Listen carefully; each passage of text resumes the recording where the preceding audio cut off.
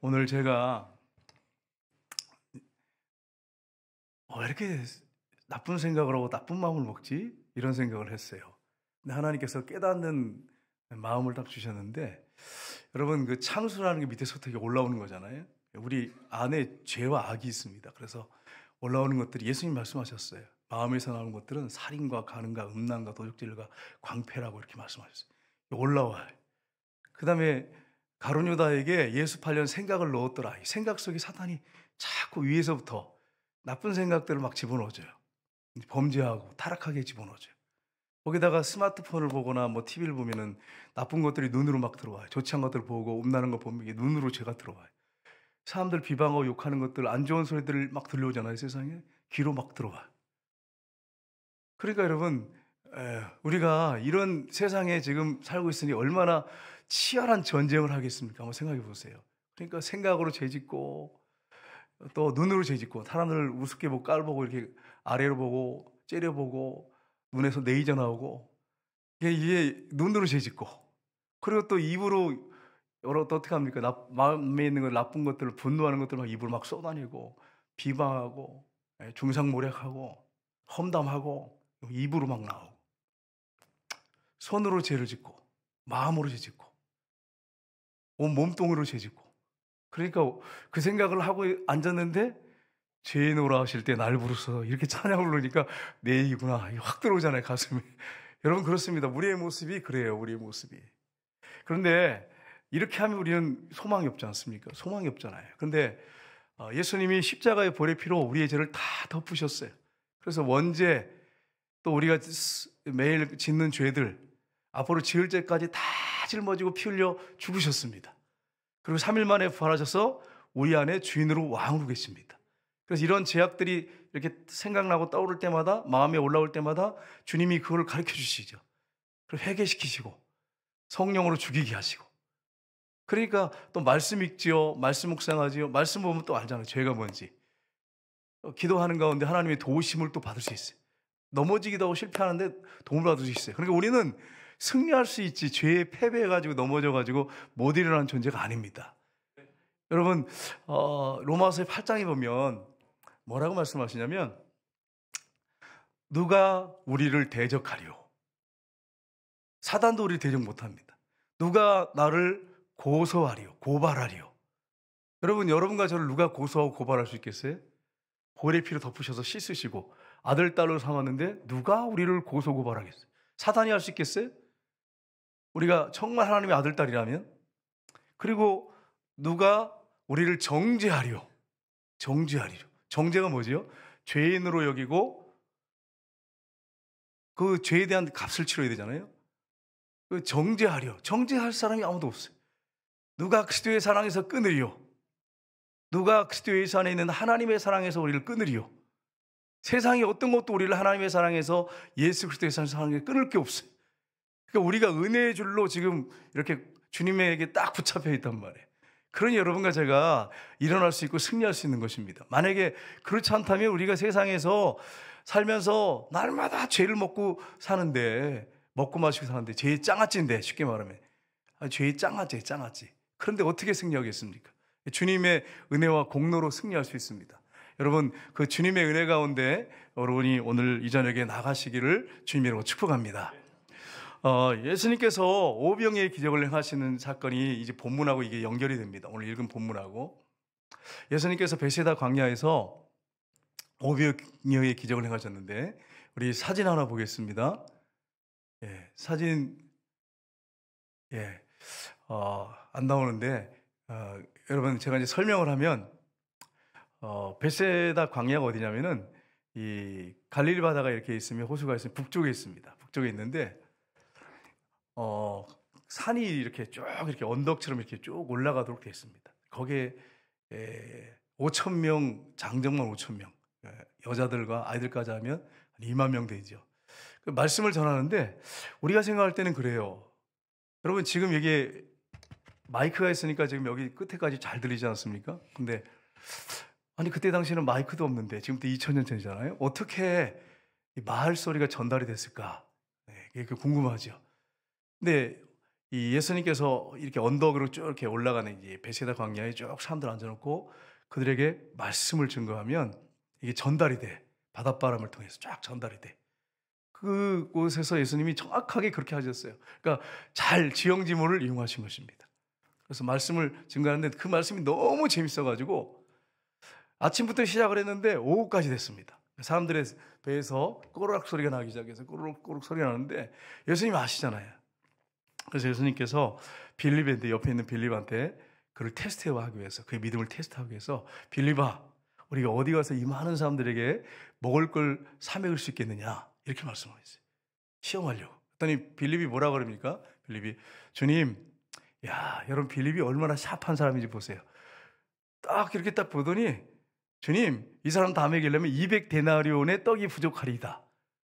200데나리온이면은 여러분 어느 정도 우리나라 돈으로 환산하면 한 3천만 원 정도 돼요. 딱 계산이 나오는 거죠. 그 머리가 얼마나 비상합니까? 근데 문제는 뭐냐? 정확하게 파악은 하고 있는데 대책은 없어. 믿음도 없고. 그런데 그때 안드레가 옆에 있다가 예수님 한 아이가 보리떡 5개 물고기 2마리를 가져왔는데 이것이 여기 있는 많은 사람들에게 얼마나 되겠습니까? 믿음이 없는 거죠. 믿음이 없고 그냥 주님이나 이거 드시고 그냥 이렇게 말씀 계속 전하세요. 이런 기분이에요. 이게 느낌이 그래요. 예수님이 그걸 받으셨습니다. 그리고서는 전부 잔디에 앉히신 다음에 그 도시락을 들고 하나님 앞에 감사 기도를 드리셨어요. 그리고 보리떡 물고기 2마리를 가다고 제자들을 불러가지고 띄워주기 시작했어요. 그랬더니 원어상에 보면 그렇게 돼 있어요. 띄워주기 시작하는데 계속 나오는 거예요. 계속. 그래서 여러분 장정만 5,000명, 여성들하고 아이들까지 한 2만 명 정도가 배불리 먹고 배 터지게 먹고. 예. 여러분 배 터지게 먹어야 남는 게 아니겠어요? 우리는 한국 문화도 그렇잖아요. 동양 문화는 좀 배 터지게 먹어야 돼. 그래서 여러분 12바구니 거뒀다 이렇게 돼 있어요. 여러분 보리떡 5개 물고기 2마리 한 2만 명을 배 터지게 먹고 12바구니가 나왔다. 그러면 여러분 야 이분은 임금님 되면 뭐 이거는 우리 먹고 사는 문제는 해결되겠다. 그러니까 사람들이 임금 삼으려고 했다고 이렇게 말씀하고 있어요. 그 예수님이 그들의 의도를 알죠. 그 먹는 것 때문에 지금 육적인 먹는 것 때문에 이렇게 임금 삼으라고 하니까 예수님께서 사람들 무리를 보내십니다. 그리고 제자들은 배를 태워서 건너편 가버나움으로 보내십니다. 이제 6장을 쭉 보시면 그런 내용이 나옵니다. 그러면서 예수님께서 제자들을 이제 보내신 다음에 제자들이 풍랑이는 바다 가운데서 막 고통을 당하니까 예수님이 바다 위로 걸어오셔서 이 바다를 잔잔케 하셨습니다. 그리고 이제 가버나움에 도착을 했는데 사람들이 또 몰려오기 시작하는 거예요. 왜 이렇게 사람들이 몰려오죠? 인산인해를 일등으로 막 몰려옵니다. 왜 몰려올까요? 떡 때문에. 먹고 배부른 까닭에. 예수님께 가면 일단 먹는 문제가 해결되잖아. 그래가지고 막 몰려들기 시작했습니다. 근데 예수님이 뭐라고 말씀하십니까? 나는 하늘에서 내려온 떡이다. 나는 하늘에서 내려온 생명의 떡이다. 내 살을 먹고 내 피를 마셔야 너에게 영생이 있다. 이러시니까 여러분 얼마나 당황스러워요. 그러니까 육적인 거는 배부르기 위해서 이제 왔는데 영적인 걸 말씀하니까 도저히 이해가 안 돼요. 여러분 생각해 보세요. 제가 설교하면서 여러분은 제 살을 먹고 제 피를 마셔야 여러분 영생하십니다. 이러면 여러분 어떻게 생각하시겠어요? 목사님 미쳤나? 어떻게 자기 살을 먹이고 자기 피를 마시게 이게 뭐 식인종도 아니고 미쳤나? 이렇게 생각하지 않겠어요? 영적인 걸 말씀하시는데 못 알아들어. 그래가지고 제자들이 이제 여러분 제자들이 12명이라고 생각하시면 안 돼요. 12명뿐 아니고 12명이 항상 같이 동행했고 70명 있고 또 많은 제자들이 있었어요. 사람들이 막 떠나는 거예요. 그리고서 제자들이 70명도 다 떠나버리고 나중에 몇 명 남았냐면 12명만 남았어요. 12명만. 예수님이 너희도 가려느냐 이렇게 하니까 베드로가 여러분 베드로는 얼마나 중간중간에 우리의 가슴을 따뜻하게 해준지 몰라요. 실수도 많이 하지만 정확한 대답도 해요. 주님 영생의 말씀이 여기 계시니 우리가 누게로 가오리까? 이게 알아서 그런 걸까요 여러분? 제가 볼 때는 하나님께서 성령을 통해서 알려주신 것 같아요. 그래 12제자만 남았더라 이렇게 돼 있어요. 그래서 오늘 본문에 보면 이렇게 12명하고 예수님이 남았는데 이 가버나움 갈릴리에 남았는데 그 갈릴리에서 있던 일들 그 다음에 이제 명절에 초막절인데 예루살렘에 올라가서 있었던 일, 이런 내용들이 오늘 본문에 기록이 되어 있습니다. 그래서 오늘 이 본문 말씀을 통해서 믿음의 성도는 어떠한 삶을 살아야 하는가 하는 부분을 우리가 말씀을 중심으로 살펴보긴 합니다. 첫 번째는 믿지 않는 가족, 친척, 친구에게 인내의 삶을 살아야 됩니다. 네. 여러분 결혼을 하셨잖아요. 결혼해서 부부가 이렇게 같이 사는데 여러분 얼마나 인내하고 참고 사셨습니까? 인내하고 참고 사셨으니까 지금 여기 앉아 계시잖아요. 여러분 그 부부간에 참고 산다는 게 여러분 쉬운 일이 아니에요, 여러분. 네. 다 아시잖아요, 여러분. 결혼하기 전에는 저 남자 만나면 내가 행복할 거다, 평생 행복할 거다, 이런 생각을 하니까 결혼을 하지. 누가 여러분 저 사람하고 결혼하면 난 죽도록 고생할 거다, 그러면 누가 결혼하겠어요? 저 사람이 나를 행복하게 해줄 거다, 이렇게 결혼하잖아요. 남편들도 아내를 딱 보고 우리 엄마 같다, 너무 따뜻하고 정도 많고 나하고 저 사람하고 살면 나 행복할 거다, 이러고 결혼을 했단 말이야. 근데 살아보니까 어떠세요? 살아보니까 이게 장난이 아니잖아요, 그죠? 현실은 안 그런단 말이에요. 현실은 이상은 좋은데 현실은 안 그래요. 현실은. 네. 그래가지고 여러분 얼마나 힘들고 어렵게 사는 사람들이 많습니까? 그런데 여러분 중요한 게 뭐냐면 여러분과 제가 어떤 환경이 있든지, 가정이든 여기 친척이나 친구나 이웃이든지 나를 힘들게 하고 고통을 주는 사람을 갖다가 여러분이 잘 참고 인내하셔야 돼. 이게 크리스토인의 삶입니다. 예수님이 그렇게 사셨어요. 예수님이 우리의 롤모델이잖아요. 여러분 예수님께서 형제들이라도 좀 예수님을 인정해 주면 좋겠는데 이상한 눈으로 보고 형제들도 예수를 믿지 않았어요. 그래서 오늘 본문의 내용을 보시면 3절에서 5절을 보시면 이렇게 되어 있습니다. 같이 읽겠습니다. 그 형제들이 예수께 이르되 당신의 행하는 일을 제자들도 보게 여기를 떠나 유대로 가소서. 스스로 나타나기를 구하면서 묻혀있는 사람이 없나니 일을 행하려 하거든 자신을 세상에 나타내소서 하니 이는 그 형제들까지도 예수를 믿지 아니하리라. 아멘. 안 믿었어요. 형제들도 안 믿었어요. 그러니까 여러분 예수님이 얼마나 고독하셨겠어요. 제자들도 못 알아들어. 성령님께서 때로 중간에 역사에서 제자 베드로라든지 뭐 가끔씩 이렇게 고백을 하게 해가지고 위로도 받으셨지만 정말 믿음이 없어요. 그래서 여러분 마가복음 3장 21절 22절 보시면 이렇게 되어 있습니다. 같이 읽겠습니다. 믿지 않을 뿐 아니에요. 같이 읽겠습니다. 예수의 친족들이 듣고 예루살렘에서 내려온 서기관들은 그가 바리새의 입을 짚었다 하며 또 귀신의 왕을 힘입어 귀신을 쫓아낸다 하니 아멘. 그리고 사람들이 지금 보세요. 친족들까지, 친척들까지 그를 어떻게 여겼다고요? 미쳤다고 생각해요. 미쳤다고. 예수님 미쳤다고. 심지어는 귀신 들렸다고, 귀신의 왕을 짚혔다고, 그러면서 귀신을 쫓아낸다고 이렇게 말했습니다. 여러분 이게 참 얼마나 이게 이런 말을 들으면, 가족과 친척들한테 이런 말을 들으면 여러분 얼마나 힘들겠습니까? 여러분한테 뭐 가족이나 친척 누가 저 집사 저 미쳤다고 저거 그렇게 하면 예수 믿었다 그러면 좀 난데, 예수 믿었다 그러면 난데, 그게 아니고 예수 믿었다는 말도 안 하고 저 미쳤다고 저거, 그럼 여러분 기분 어떠세요? 야, 이거 충격이죠. 예수님을 미쳤다고 그랬어요. 미쳤다고.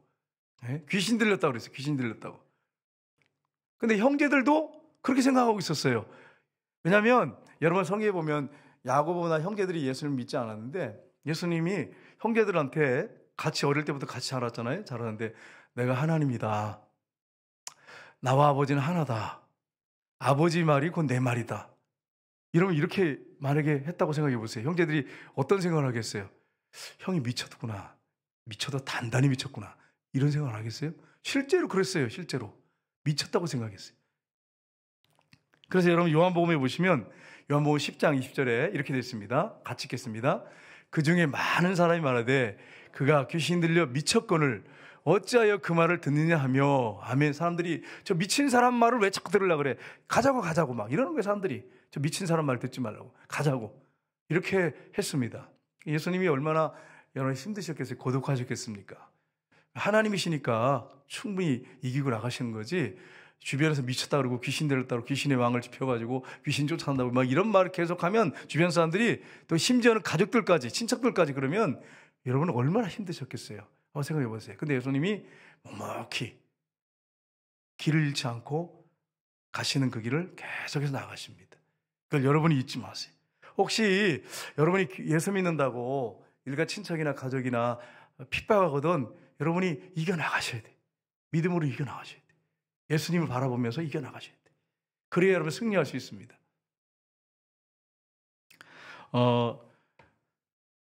제가 어떤 분을 전도를 했는데 그분이 이렇게 전도하는데 이러는 거예요. 그냥 예수 믿으면 핍박이 오고 가정 불화하고 너무 힘들어서 예수 못 믿겠습니다. 참 여러분 그런 분들 의외로 꽤 있습니다. 교회를 나가고 싶은데 핍박 때문에 가족과의 관계가 깨어질까 봐 그래서 못 믿는 사람들 있습니다. 여러분 그걸 아셔야 돼요. 제가 이제 이번 주에 한 장로님하고 전도를 나갔어요. 저기 문성 저수지 전도를 나갔는데 거기서 이제 기도하면서 주님 인도해달라고 그러면서 어떤 분을 만났습니다. 만나서 전도를 하는데 그분이 세상 노래 뽕짝을 듣고 계시더라고. 그래가지고 뽕짝 잠깐 꺼주시고 제 말 좀 들어주실래요? 이렇게 하려니까 또 안 될 것 같고 그래가지고 가가지고 그냥 잠깐만요. 안녕하세요. 복된 모모 교회에서 나왔습니다. 이러고서 이제 전도를 시작했어요. 그래서 쭉 전도를 하는데 이분이 좀 마음이 열렸던 것 같아요. 좀 하던 마음이 열리니까 자기 가족사를 얘기하는 거예요. 나 옛날에 교회 다녔습니다. 이러면서 시작을 하더니 하는 말이 우리 언니가 신앙생활 열심히 합니다. 지금도 열심히 합니다. 대구에서. 근데 우리 언니가 딸만 6입니다. 아들 낳으려고 계속 낳는데 딸만 6 낳대. 자기는 아들을 2 낳대. 그래가지고 사람들이 주변에서 얘기를 하는 게 딸을 낳으면 비행기 타고 다니고 아들을 낳으면 니아과 타고 다닌다 그러더니 그게 진짜인지 모르겠어요, 여러분. 그 우리 언니를 보니까 진짜 비행기 타고 다닌다고. 그래서 그 언니는 어떻게 신앙생활 하세요? 그랬더니 대구에서 신앙생활 열심히 한대요. 열심히 기도하고 지금도 말씀 보고 늘 새벽기도 빠지지 않고 늘 그렇게 믿음으로 산대. 그러면서 나를 자꾸 교회 가라 가는데 못 나가고 있대요. 그래서 왜 못 나가냐고 물어봤어요. 그랬더니 그 전에는 언니 따라 좀 다녔대요. 부흥회도 다녔대요. 그런데 결혼을 하면서 남편 핍박이죠. 감당이 안 되는 거겠죠. 깊이 여기는 얘기 안 하더라고요. 그래서 교회를 안 다니게 됐다고 이렇게 얘기하더라고요. 그래가지고 이제 같이 이제 옆에 장로님하고 기도하면서 십자가 복음 이렇게 전하고 부활 전하고 그러고서 꼭 교회 나가시라고 전도지 주고 이렇게 하고 이제 왔는데 여러분 왜 이분이 교회를 안 나갔을까요? 핍박이 있고 불편한 거예요. 그 시집은 다 불교래. 얼마나 힘들었겠어 들어가서. 근데 우리 교회 권사님들 중에는 그 핍박을 이겨나가고 지금도 우직하게 신앙생활 잘하고 기도하는 분들이 있어요. 여러분 우리 주변에 가족이나 친척이나 뭐 친구나 이웃들 중에 여러분 핍박하고 막 힘들게 하거든 여러분 믿음으로 잘 인내해 나가시면서 승리하시기를 주님으로 축복합니다. 그 받을 상이 큽니다. 중간에 포기하시면 안 돼요. 이걸 여러분 기억하셔야 돼요. 이 조개를 보면 조개가 있잖아요. 조개 바닷가에 조개가 있는데 조개 안에 이 모래 알갱이가 하나 딱 들어가잖아요. 그럼 이걸 고통스럽잖아요. 얼마나 부드러워요. 그 살이. 그러니까 이 밀어내려고 막 안간힘을 쓰는데 이게 안 밀려나가요. 모래가. 그러면 이걸 막 밀어내려고 얼마나 몸부림치겠어요. 밀어내고. 그게 막 한두 번이었겠어요? 뭐 수백 번, 수천 번, 수만 번 막 밀어내는 거죠. 그러면서 어떤 일이 벌어진지 여러분 아세요? 계속 그러면서 점점 동그란 것들이 생기면서 영롱한 빛을 떼고 단단하게. 이게 뭐죠, 여러분? 진주예요, 진주. 막 밀어내고 막 밀어내고 또 밀어내고 막 수천 번, 수만 번 하는 거예요. 그러면서 이게 막 점점 이 알갱이가 동글동글해지면서 영롱한 빛을 내고 그래가지고 나중에 이제 사람들이 이게 진주를 채취하는 사람들이 딱 이렇게 입을 열면 그 영롱한 진주가 딱 나오는 거예요. 아주 아름답고 단단한 진주가 나오는 것입니다. 그러니까 여러분에게 지금 있는 고난과 역경은 여러분 믿음으로 잘 이겨나가면 나중에 뭐가 나오죠, 여러분? 진주가 나와요, 진주가. 그러니까 여러분 이 사실을 믿고 낙심하고 절망하지 마시기를 주님으로 축복합니다. 우리 권사님들 예전에 예수 믿는 거 얘기 들어보니까 요즘 젊은 사람들은 여러분 따라갈 수도 없어요. 요즘 사람들은 여성들이 대세이기 때문에 요즘에 누가 핍박을 해요? 젊은 사람들 누가 핍박을 하고 막 욱박 지르고 누가 때려요? 여러분, 그 여성들 예수 믿기 참 좋은 세상을 만났어요. 살맛 나는 세상을 여성들이 만났어요. 여러분, 여성들은 감사하며 사시기를 주님으로 축복합니다. 우리 권사님들 중에는 어떤 분들은 술 먹고 남편이 예수 믿는다고 맨날 두들겨 패고, 그래서 밤마다 어디 가냐면 우리 교회 왔다 그러더라고요. 밤마다 와서 막 기도 철야하고, 남편이 때리지 않았고 핍박 안 했으면 철야했을까요? 안 했을까요? 철야 안 하지. 애기 업고 와가지고 밤새도록, 그 권사님 얘기예요. 밤새도록 철야하고 막 철야하고, 그게 한두 번이 아니었대. 한두 번이 아니었대. 그러면서 어떻게 됐을까요? 밀어내고 막 얼마나 힘들었겠어요. 그러면서 권사님이 되고, 신앙생활하고 자녀들한테 예수 믿으라 그러고 성경 보고 기도하고 믿음이 그렇게 단단해진 거예요. 영롱한 진주처럼. 어떤 권사님은 또 얘기 들어보니까 남편이 하도 술 먹고 핍박하는데 뭐라고 하냐면, 오늘은 뭐부터 부숴줄까? 뭐부터 부숴줄까? 그리고 들어온 데가 처음부터. 그리고 막 때려 부신대.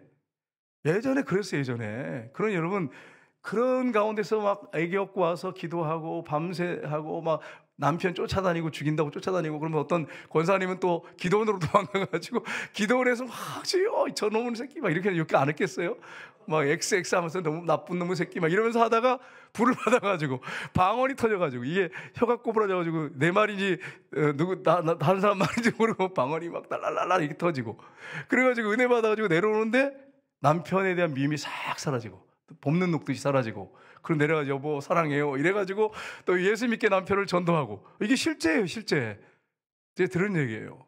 그러니까 여러분, 우리에게 오는 고난과 역경은 여러분의 신앙을 단단하게 해주니까 여러분 축복입니다. 그러니까 여러분에게 있는 고난은 하나님이 준비하시는 축복이고 선물이라고 하는 사실 여러분 기억하시고, 그거 바라보고 원망불평하지 않기를 주님으로 축복합니다. 오늘 장로님 아까 이게 7가지 재앙, 그 죄 때문에 인구가 확 줄었다 그러잖아요. 그 중에 하나가 뭐냐면 원망불평이에요. 원망불평해서 하나님이 인구가 늘어야 되는데 하나님이 치셨어요. 그래가지고 인구가 줄은 거예요. 여러분, 원망불평하는 게 큰 죄입니다. 이걸 여러분 기억하셔야 돼요. 남편을 향해서 원망하는 죄가 죄일까요? 아닐까요? 여러분, 죄예요. 죄예요. 남편한테 날 힘들게 하고 날 속상하게 하고 날 정말 내 마음대로 맞춰지지 않고, 그래서 막 속에서 화가 나가지고 부해가 나고 그래가지고 원망하고 비판하는 건 죄예요. 그게 죄인지도 몰라. 어떤 분들은 그게 죄예요. 하나님 볼 때 죄예요. 원망불평이.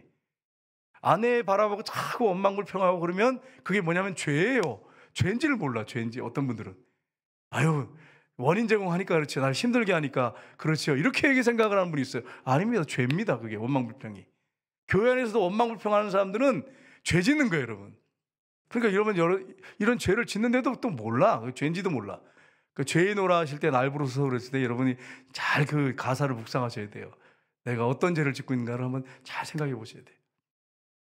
여러분, 그렇습니다. 우리에게 오는 고난과 역경은 축복입니다. 세월이 지나면. 근데 어떻게 그게 축복이 되냐면, 내가 기도로 믿음으로 감사함으로 하나님 앞에 가까이 나가는 그런 어떤 그 고난이 그런 어떤 기회가 되었다면 그건 여러분에게 축복이에요. 근데 만약에 고난과 역경이 왔을 때 계속 현장에서 원망불평하고 막 짜증을 부리고 막 이러면 하나님이 어떻게 하시냐? 고난을 더 주십니다. 아, 얘는 아직 멀었구나. 그래서 여러분, 이 이스라엘 백성들처럼 40년 동안 뺑뺑이를 돌리신 것처럼 돌리신다니까요. 여러분, 이스라엘 백성들이 왜 40년 동안 이렇게 뺑뺑이를 돌았습니까? 2주면 들어갈 그 길을 정탐꾼을 보냈어요. 정탐꾼 12명 보냈는데 그 중에 10명이 와가지고 뭐라 그럽니까? 거기는 거민을 삼키는 땅이, 우리는 들어가면은 죽는다. 거긴 네피림 거인족이 산다. 그러면서 우리 죽는다고 막 그러면서, 그러니까 막 그 얘기를 듣고 원망불평하지 말라는 이유가 여기 있어요. 백성들이 밤새도록 통곡하면서 지도자를 세워가지고 다시 애굽으로 돌아가자 이랬어요. 그러니까 하나님 뭐라고 말씀하세요? 너희들이 40일 정탐한 그 하루를 1년으로 쳐서 40년 동안 너희들이 광야에서 고난을 받아야 될지니라, 이렇게 말씀하셨어요. 그러니까 여러분이 지금 여러분 오해하시면 안 돼요. 그렇다고 다 그런 건 아니지만, 여러분이 믿음으로 살아도 고난이 오긴 와요. 하나님이 훈련시키기 위해서. 하지만 여러분이 원망불평한 것 때문에 여러분의 지금 삶의 현장에서 고난이 올 수도 있어요. 그걸 여러분, 왜냐하면 제가 그냥 제 얘기하는 게 아니고 성경이 그렇게 말씀하고 있어요. 여러분이 고난이 왔을 때 한번 그 부분을 내서 점검해 보셔야 돼요. 혹시 내가 사람에게 하나님께 원망불평하고 있지 않은지 한번 체크해 보셔야 돼요. 그러면 아직 멀었기 때문에 훈련의 과정으로 하나님 고난을 계속 주실 수 있습니다.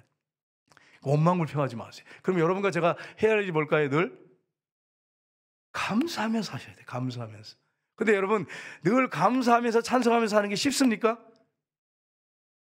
이게 어려워요, 또.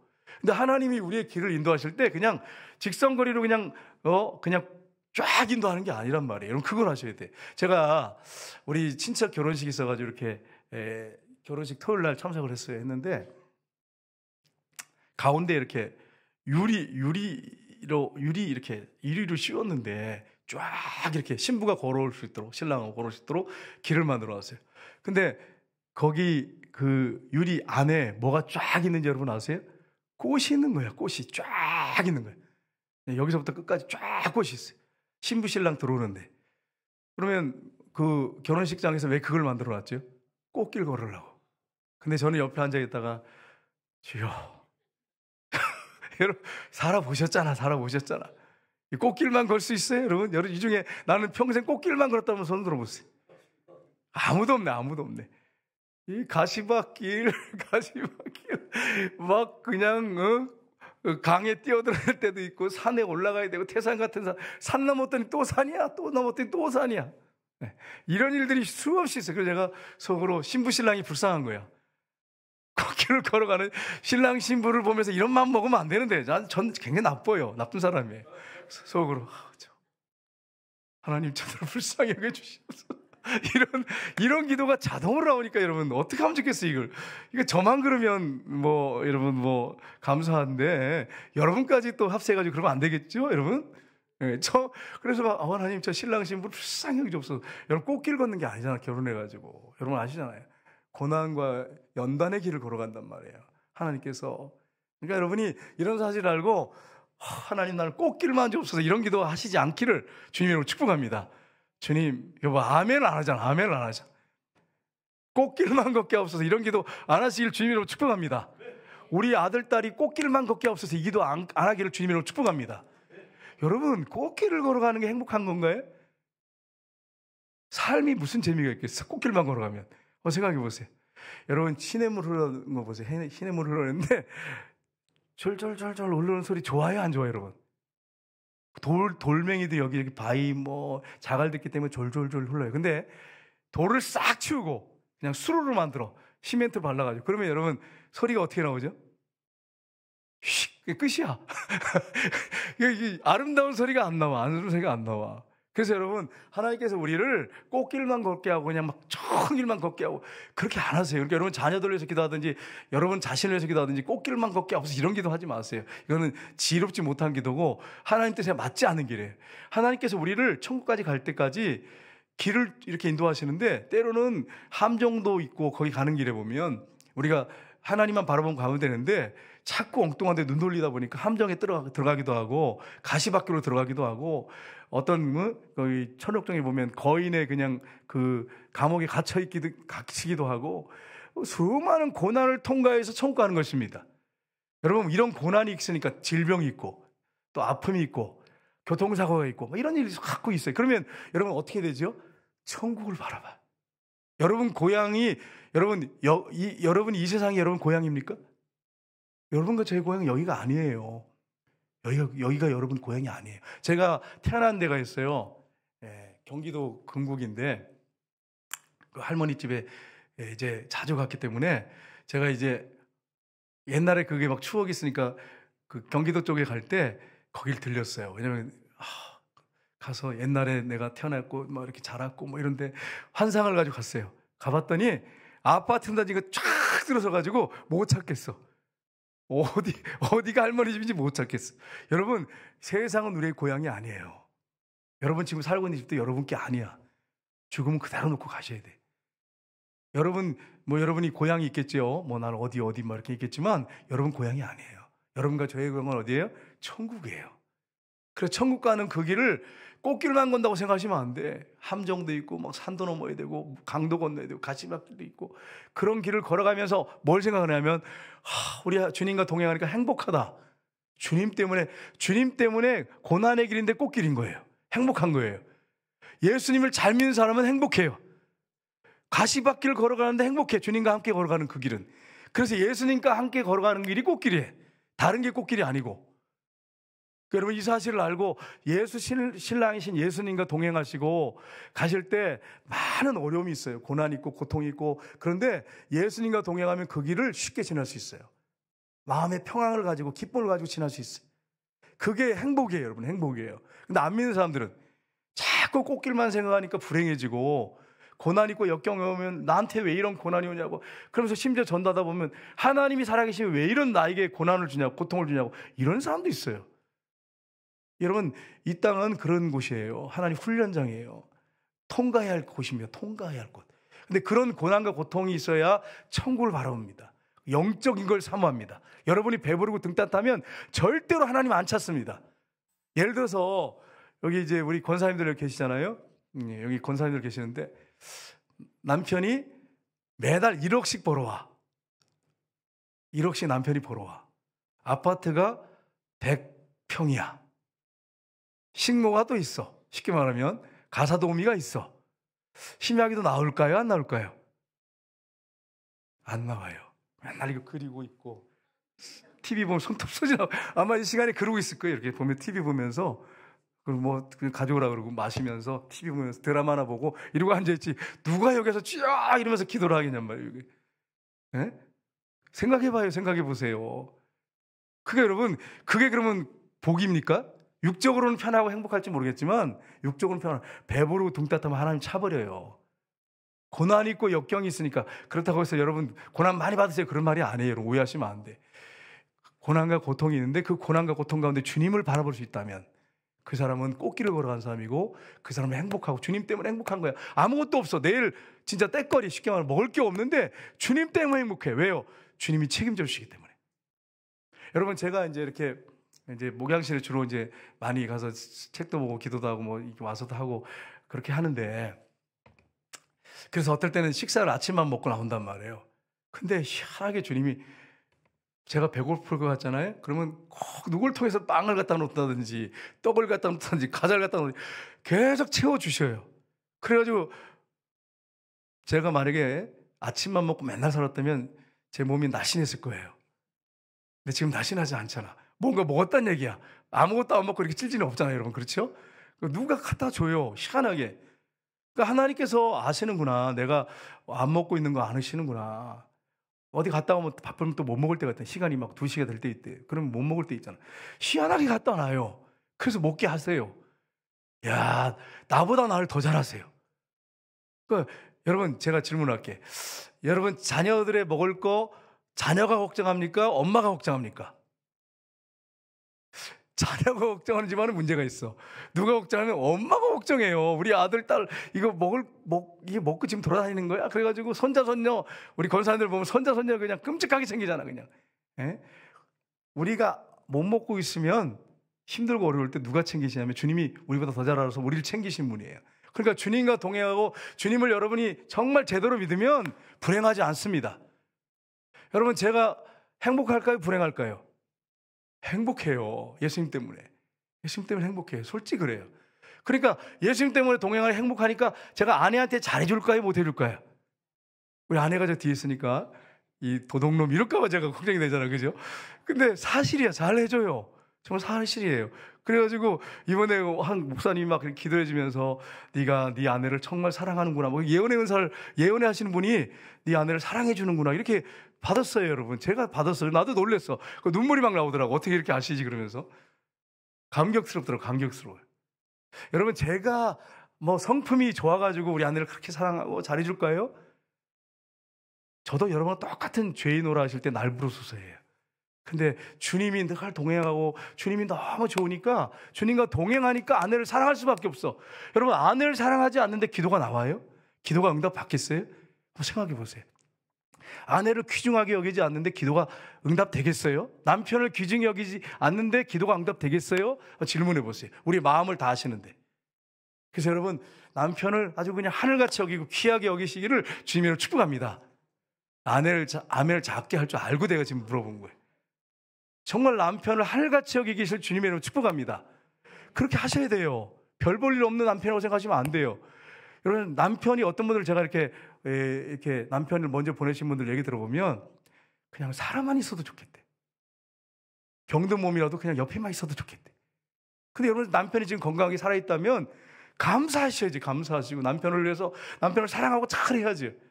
아내를 여러분 사랑하셔야 돼요. 아내를 사랑하고 귀중하게 여겨야 됩니다. 소중하게 여겨야 됩니다. 아내는 내 몸이에요. 내 몸. 나하고 똑같은 몸이에요. 하나님이 하나라 그랬어요. 그러니까 아내를 소중하게 다뤄야죠. 귀하게 여겨야지. 그래야 여러분, 하나님이 기도를 할 때 기뻐 받으시지. 아내를 막 무시하고 우습게 여기면 그 기도가 상달되겠습니까? 안 되잖아요, 여러분. 그래서 여러분, 아내를 귀하게 여기고 아내를 귀하게 여기실 주님으로 축복합니다. 왜 이렇게 더 들어가죠? 남성들이 왜 이렇게 자신이 없어요? 아내를 귀하게 여기실 주님으로 축복합니다. 아멘 하셔야 돼요. 정말 아내를 귀중하게 여기세요. 제가 전에 말씀드렸잖아요. 우리 이제 그 아내를 만날 때 결혼을 했는데 바빴어요. 결혼하기 전에 막 학교 다닌다고 맨날 공부한다고, 이게 핑계인 건지도 모르겠어요. 제가 볼 때는 바빠가지고 막 그러고 있다가 이게 만나는 시간이 좀 뜸해지고 막 이랬어요. 서울하게 좀 됐어요. 근데 이제 버스를 타고 이제 만나기로 했거든요. 천호동에서 만나기로 했는데 가는데요, 갑자기 마음에 주님이, 성령이 하시는 거예요. 그만 만나자 할 것 같다. 이렇게 하시는 거예요. 그만 만나자 할 거라. 그래서 제가 거기서 주여 용서해 주옵소서 하면서 제가 소중하게 여기겠습니다. 귀하게 여기겠습니다. 내가 귀하게 여기겠습니다. 주님. 그리고서 갔어요. 근데 우리 아내도 버스를 타고 왔단 말이에요. 버스 타고 오는데 이번에 가서 그만 만나자 그래야지. 그러고서 가방을 선물로 해가지고 사가지고 오고 있는 길이었어요. 근데 와가지고 뭐라고 고백하냐면, 내가 이런 얘기를 쭉 나누는데 버스에 앉아서 이렇게 오늘 그만 만나자고 해야지. 그리고 싸가지고 오는데 갑자기 봄 녹더니 마음이 싹 사라지더래요. 사라지면서 그래가지고 결혼했잖아요. 안 그랬으면 우리 사모님 못 만났으면 내가 얼마나 불행했겠어. 생각해 보세요. 끔찍한 일이 벌어질 뻔했어요. 끔찍한 일이 벌어질 뻔했어. 그래서 귀하게 여기겠습니다, 주여. 이랬는데 그 기도를 받으신 거예요. 그러니까 그 버스에서 한 기도를 주님 받으시고 우리 아내의 마음도 싹 봄녹이 녹여줘가지고 가방을 주면서 공부 열심히 하세요 이러면서 끝났단 말이에요. 안 그랬어요? 여러분 생각해 보세요. 이걸로 땡입니다. 이러면 이제 어떻게 됐어요? 여러분 생각해 보세요. 그래서 여러분, 하나님이 마음을 하신단 말이에요. 그래서 제가 그 순간순간 그게 이제 기억이 나니까 아내를 소중하게 여기겠습니다. 아내를 소중하게 여기겠습니다. 그런 기도를 이제 생각 중간중간에 한 번씩 하죠. 귀하게 여기겠습니다. 아내를 귀하게 여기게 됩니다, 여러분. 여러분, 그래야 돼요. 소중하게 여겨야 돼요. 그래야 하나님이 기뻐하세요. 그걸 여러분이 잃어버리시면 안 돼요. 근데 중요한 것은 여러분의 신랑 신부가 있지만 여러분의 남자든 여자든 우리의 신랑은, 영적 신랑은 누구시죠? 예수님이세요. 예수님이세요. 여러분이 이걸 영적으로 생각하셔야 돼요. 여러분 생각해 보세요. 시험이 맨날 나는 사람이 예수님한테 예수님 신랑을 안긴다고 한번 생각해 보세요. 이게 얼마나 끔찍한 일이에요. 한번 생각해 보세요. 그게 아니에요. 영적으로 얘기하는 거예요. 영적 신랑, 신부란 말이에요. 영적 신랑, 신부란 말이에요. 그러니까 여러분 남편한테 만족을 얻으려고 하면 안 되고 아내한테 만족을 얻으려고 하면 안 돼. 왜요? 여러분의 신랑은 예수님이세요. 예수님만이 여러분에게 완벽한 만족을 주시고 행복을 주십니다. 그러면 신랑 신부는 어떻게 되죠? 서로 부족하고 연약한 것을 내가 어떻게 도와줄까? 귀중하게 어떻게 채워줄까? 이렇게 하고 살아야 돼요. 이게 신앙인의 삶입니다. 그러니까 여러분, 저 남자한테 내가 뭘 얻겠다, 저 아내한테 내가 뭔가 도움을 받고 위로받고 내가 행복하게 해야지, 이런 마음을 가지고 하면 불행해져요. 여러분, 그렇게 사시면 안 돼. 저 연약한 존재, 우리는 다 죄인이잖아요. 연약한 존재 어떻게 내가 섬기면서 살아갈까, 이런 마음을 가지면 행복해질 수밖에 없어요. 두 번째는 고난의 때에 십자가를 지는 삶을 살아야 합니다. 예수님께서 형제들에게 말씀하십니다. 7장 6절에 보시면 같이 읽겠습니다. 예수께서 이르시되 내 때는 아직 이르지 아니하였거니와. 아멘. 예수님이 십자가 때를 얘기하는 거예요. 십자가 지는 때를 얘기하는 것입니다. 그리고 요한복음 7장 8절에 보시면 형제들에게 얘기합니다. 같이 읽겠습니다. 너희는 명제로 올라가라. 내 때가 아직 차지 못하였으니 나는 이 명절에 아직 올라가지 아니하노라. 아멘. 여러분, 나는 아직 아니다. 때가 아니니까 너희들이 올라가라. 먼저 때를 알고 계세요. 십자가 지는 때를 알고 계세요. 그런데도 예수님 도망가지 않으셨습니다. 다른 길로 가지 않았습니다. 십자가 지로 묵묵히 예루살렘에 향해서 가셨습니다. 그래서 여러분, 요한복음 13장 1절에 보시면 이렇게 되어 있습니다. 같이 읽겠습니다. 유월절 전에 예수께서 자기가 세상을 떠나 아버지께로 돌아가실 때가 이른 줄 아시고 세상에 있는 자기 사람들을 사랑하시되 끝까지 사랑하시니라. 아멘. 유월절 이제 전이에요. 유월절은 여러분, 유월절 양이 예수님을 상징하잖아요.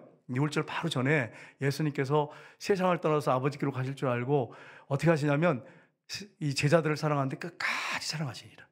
여러분과 저를 주님이 사랑하십니다. 여러분이 실패했어도 사랑하십니다.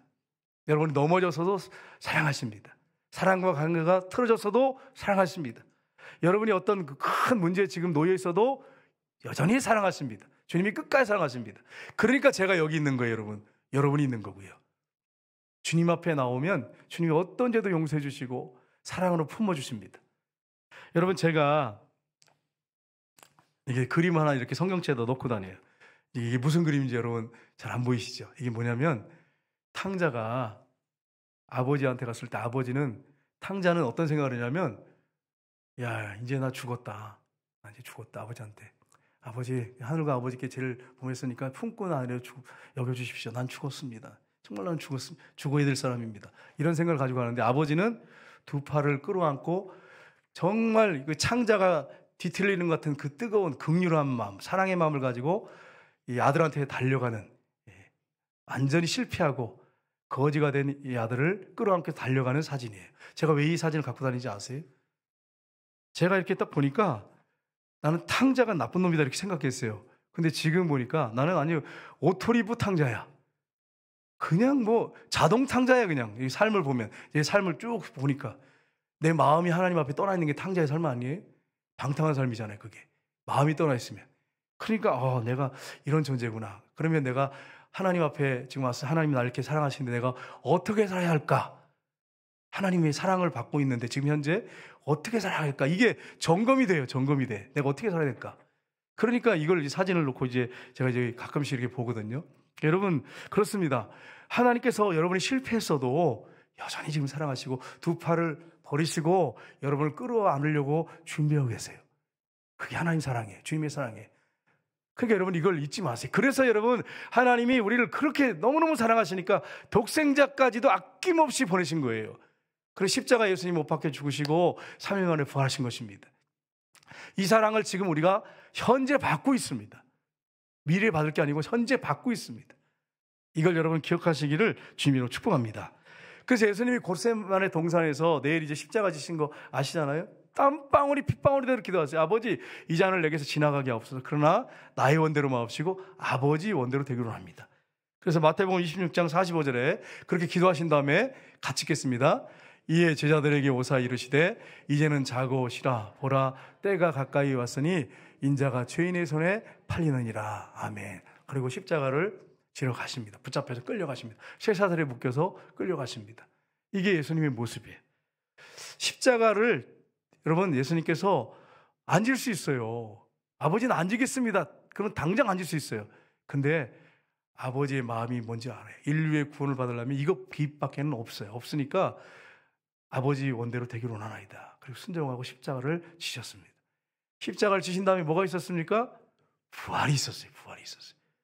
십자가 후에는 부활이 있습니다. 이걸 여러분 믿으시길 주님으로 축복합니다. 동생들이 예수님을 안 믿었어요. 미쳤다고 생각했어요. 우리 형이 미쳤다고 생각했어요. 그런데 여러분, 부활하신 예수님을 딱 보니까 야고보가 눈이 확 돌아왔어요. 유다, 나머지 형제들 다 눈이 돌아왔어요. 마리아도 성녀로 아기를 잉태했지만 이분이 정말 하나님의 아들일까? 이게 참 고민이 됐어요. 천사의 말이 맞는데, 근데 육적으로 자라는 모습 보면은 막 특별한 게 없어. 크게 막 원래 광채가 난다든지 무슨 그런 게 특별한 게 없단 말이에요. 그런데 예수님이 3일 만에 부활하셔서 어머니에게도 나타나셨어요. 와, 이분이 하나님이시구나. 그래서 여러분, 야고보서 유다서 한번 보세요. 1장 1절에 딱 보시면 하나님과 예수 그리스도의 종 야고보는 이렇게 시작해요. 예수 그리스도의 종 유다는 이렇게 시작합니다. 유다서에 보면 1절에.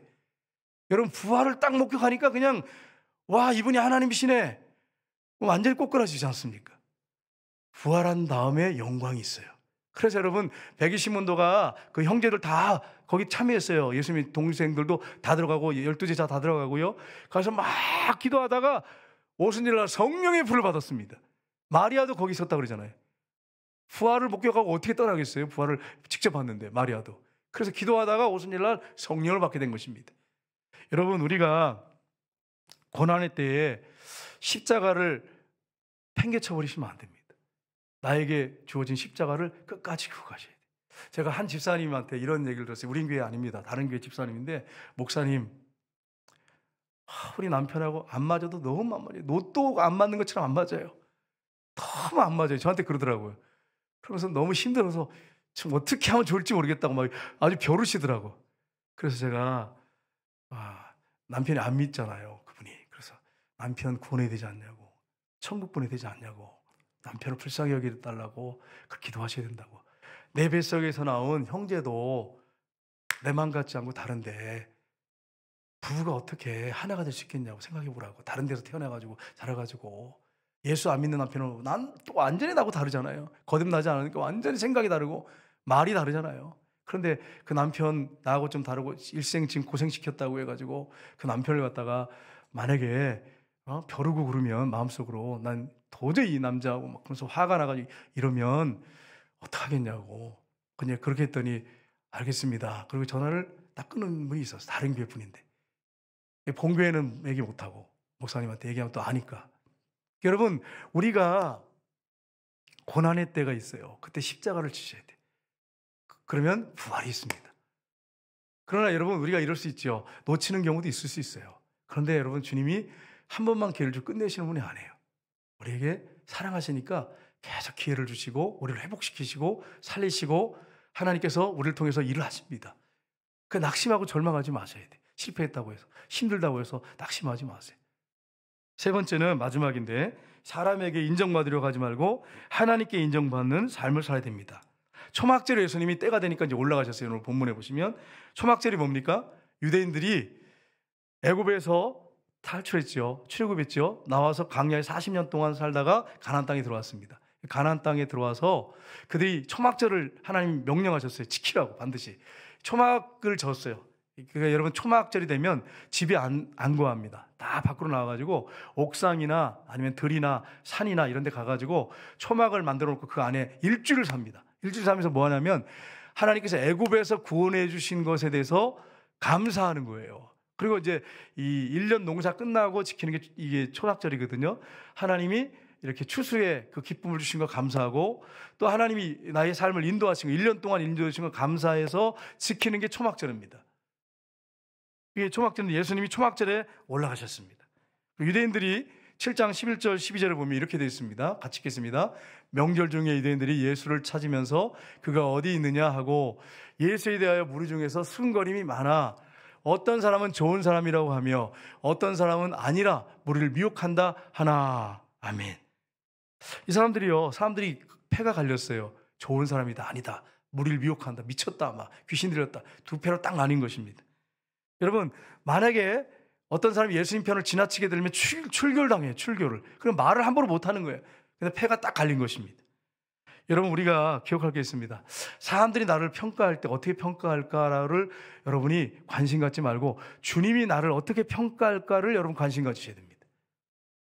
여러분이 교회 안에서 이제 같이 신앙생활하고 또 이제 우리가 전도에서 오신 새신자도 있고 여러 성도들이 있지 않습니까? 있는데 기억할 게 있어요. 교회 안에서도 마찬가지고 밖에 나와서도 마찬가지. 사람들이 나를 어떻게 평가할까? 여기에 초점 맞추지 마시고 주님이 나를 어떻게 평가할까? 거기에다 여러분 초점을 맞추셔야 돼요. 주님이 알아주시면 돼요. 알아주시면. 주님이 그러면 기도하면, 내가 정말 힘들고 어려울 때 고통 가운데 기도하면 들으시고 역사해. 사람은 몰라. 그러니까 사람의 평가를 두려워하지 말고 주님이 나를 어떻게 보실까를 여러분 보시면 여러분 두려워할 이유가 없어요. 담대할 수 있습니다. 그래서 사도행전의 4장 19절을 보시면 이렇게 되어 있습니다. 베드로와 요한이 같이 읽겠습니다. 베드로와 요한이 대답하여 이르되 하나님 앞에서 너희 말을 듣는 것이 하나님 말씀 듣는 것보다 옳은가 판단하라. 아멘. 예수님이 죽으시고 부활하신 것을 막 증거하니까 종교 지도자들이 핍박을 한 것입니다. 그리고 말하지 말라고, 부활 전하지 말라고 했습니다. 그랬더니 너희 말을 듣는 것보다 하나님 말씀 듣는 것 어느 것이 옳은가 판단해봐라. 이렇게 얘기하고 있어요. 담대하게 얘기하고 있습니다. 마지막 절 한번 보겠습니다. 데살로니가서 2장 6절 말씀 같이 읽겠습니다. 또한 우리는 너에게서든지 다른 에게서든지 사람에게는 영광을 구하지 아니하노라. 아멘. 예수 믿는 사람들은 사람들의 평가를 두려워하면 안 됩니다. 내가 이렇게 지금 이런 환경에 지금 있는데 사람들이 나를 어떻게 평가할까? 어떻게 볼까? 교회에 내가 다니면 나를 어떻게 볼까? 사람들이 이렇게 하시면 안 돼. 주님이 나를 어떻게 볼까 하는 부분을 여러분이 집중하셔서 신앙생활 하시면 흔들리지 않습니다. 교회에서 여러분 시험 드는 이유가 뭐냐면 사람 때문이에요. 사람 때문에. 예수님 바라보세요. 근데 그럼 여러분이 이때 이렇게 설교하면 여러분 그럴 거예요. 그럼 목사님은요? 목사님은 시험 안 드세요? 사람 바라보고? 솔직히 저도 인간이기 때문에 죄인이기 때문에 어떨 때 보면 사람 때문에 시험 들기도 하고 흔들리기도 합니다. 솔직히 여기서 그래요. 시험 들 때도 있어요. 근데 제가 왜 바로 돌아와가지고 정신을 차리고 바르게 서서 계속 걸어갈 수 있죠? 앞으로? 어떻게 가능하죠? 예수님 때문입니다. 기도를 하게 되면 그를 축복하라 그러고 그를 귀하게 여기라 그러고 사랑하라 그러고 말씀하시니까 주님 때문에 회복이 되고 제가 다시 제자로 돌아올 수 있어요. 그러니까 교회 안에서는 어디서든지 사람을 여러분이 평가를 받을 때 그거 두려워하지 말고 사람 평가하지도 말고 평가하지 말라고 돼 있잖아요. 비판하지 말라고 그랬잖아요. 그냥 주님 바라보고 가세요. 주님 내 마음 아시잖아요. 내가 얼마나 눈물로 부르짖었는지, 내가 얼마나 억울한지, 내가 얼마나 속상한지. 사람은 몰라요. 사람은 몰라. 상대방 모를 수 있어요. 주님 알까요? 모를까요? 아세요. 그러니까 이게 얼마나 위로가 됩니까? 사람은 몰라. 남편도 모르고 아내도 모를 수 있고 친구도 모를 수 있어요. 친구한테 못할 말도 있잖아요. 근데 주님은 여러분의 마음을 다 알고 계세요. 제 마음을 알고 계시고 여러분의 마음을 알고 계세요. 이 저녁에 그 주님 앞에 기도한다고 하는 게 이게 얼마나 큰 축복입니까, 여러분? 네? 그러니까 여러분, 주님이 여러분 마음 아시니까 상처난 마음도 아시고 속상한 마음도 아시고 힘든 마음도 아시고 고통스러운 마음도 아시고 앞을 바라보면서 근심하고 걱정하고 두려움에 떨고 있는 것도 알고 계십니다. 주님께서. 그러니까 여러분이 이 저녁에 간절하게 믿음으로 기도하며 나갈 때 그 두려움이 사라지고 근심 걱정이 떠나가고 주님의 위로와 평강이 넘치고 기도로 승리하는 그런 역사들이 이 저녁에 있으시기를 주님으로 축복합니다. 우리 잠깐 기도하겠습니다.